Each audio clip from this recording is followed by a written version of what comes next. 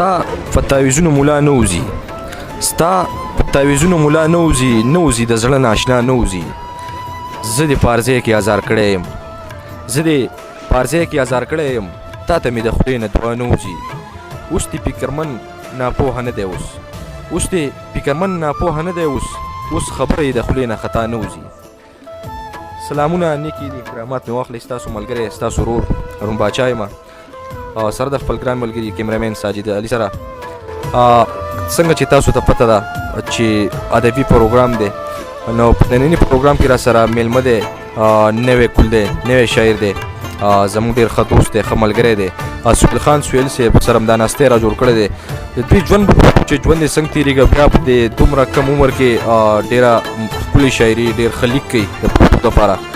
نو د دوی ژوند په پښتو چې ژوند یې څنګه تېرېږي، بیا به ترېنه څه د کار خوند خبرې به ترېنه راټولو او ستاسو سره به شریکو. نو سهیل خان سهیل صاحب پروګرام کې درته هرکلی یم او سلامونه مې واخله.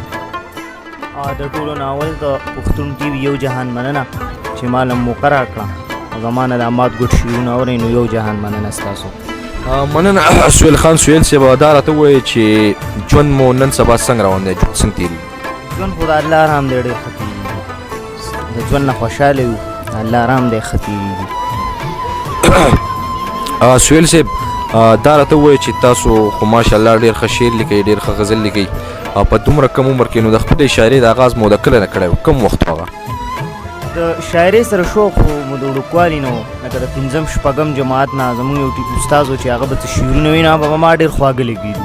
د هغې وخت نه شاعرۍ سره زما لږ شوق مو سره ډېر زیات و. د هغې وخت نه مات ګډ شعرونه مې لیکل، بیا په وروسته به نام لسم کې مې بیا څه غزلې لیکل وي، خو بهر او ردیف قافیې کې ډېرې غلطیانې وې. بیا چې کله زه کالج ته لاړم په 11 جماعت کې او ما پښتو به طور سبجیکټ واغست، نو زما استادانو زما سره محنت وکړو، هغه څه زړې غزلې هغه مې هم صحیح کړې او نور مخ په وړاندې چې دی نو کار مې شروع کړو په غزل کې. جی مننه سهیل صاحب. اوس کوم راته خپل څه غزل راته ډالې کړو، نو ډېر زیات په خوشحاله شو. موږ ناست ملګري به هم ترېنه څه خوند واخلو او کتونکي به هم ترېنه څه خوند واخلي.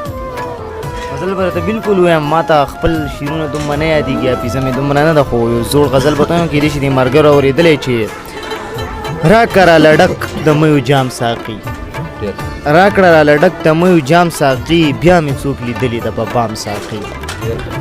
او نه کوم ګیلې زه د پردو نه اوس خپلو چې نیولی یم په دام ساقي. او دلته محترم او مقدس اوسي کم سړی چې وینې څکي د قام ساقي. او ویش چې د جامونو د الفت کوي، ویش چې د جامونو د الفت کوي، ما سهیل ته هم کله کې پام ساقي.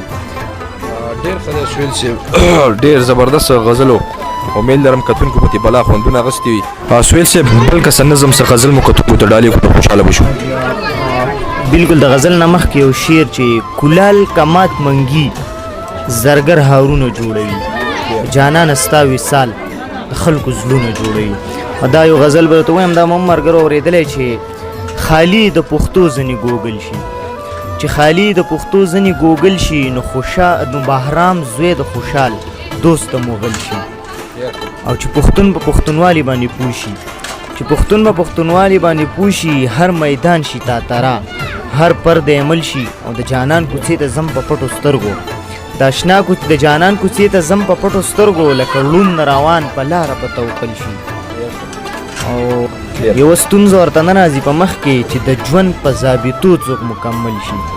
او زلفې سرڼ وهي او لږه شان مسکی شي، د سهیل به ستا د دې نازه عاجل شي. یو جهان مننه.